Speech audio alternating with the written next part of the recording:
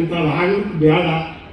ಇವತ್ತು ನಿಮ್ಗೊಂದು ಮಾತು ಹೇಳೋದ, ದಯಮಾಡಿ ನಿಮ್ಮ ಊರಾಗ ನೋಡಿ ನೀವು, ಅವನು ಸಾಲಿ ಕಲ್ತ ಉಳ್ದಾರ ಮಜೆ ಇರ್ತೈತಿ, ಸಣ್ಣ ಮಜೆ ಇರ್ತೈತಿ, ಅವ್ನು ಹೆಣ್ಣು ಕೊಡ್ತಿರ್ತಾರ. 1000 ಮಂದಿಗೆ ದುಡ್ದು ಅನ್ನ ಹಾಕು ರೈತರಿಗೆ ಹೆಣ್ಣು ಕೊಡಕ್ಕೆ ಬಂದಿರ್ತಾರೆ. ಅವ್ರ ಲಜ್ಜಿಗೆ ನಾವು ಲಜ್ಜಿಗಳು ನಮಗೆ ತಿಳಿಯೋದಾಗಿತ್ತು. ಅದಕ್ಕೆ ಯಾಕೆ ಹೇಳ್ತೀವಿ, ಅವ ಜಿದ್ದ 10 ಮಂದಿ ಇಲ್ಲಿ ತಂದ ಸಾಯಿಸಲು ಸರ್ದಾರ ಹೆಣ್ಣು ಕೊಡೋಲ್ಲ.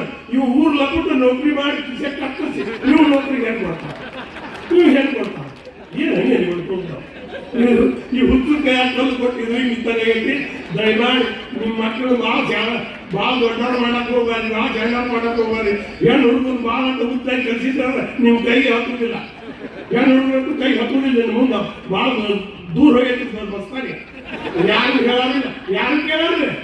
ನಮ್ಮ ಪೂಜ್ಯ ಸ್ವಾಮಿಗಳು ಅವರು ಹೇಳೋದಿಲ್ಲ. ನೀವು ಹೆಂಗತ್ತೀರಿ ಆಶೀರ್ವಾದ ಮಾಡ್ಬೇಕು, ಅವ್ರು ನೀವು ಹೆಂಗತ್ತೀರಿ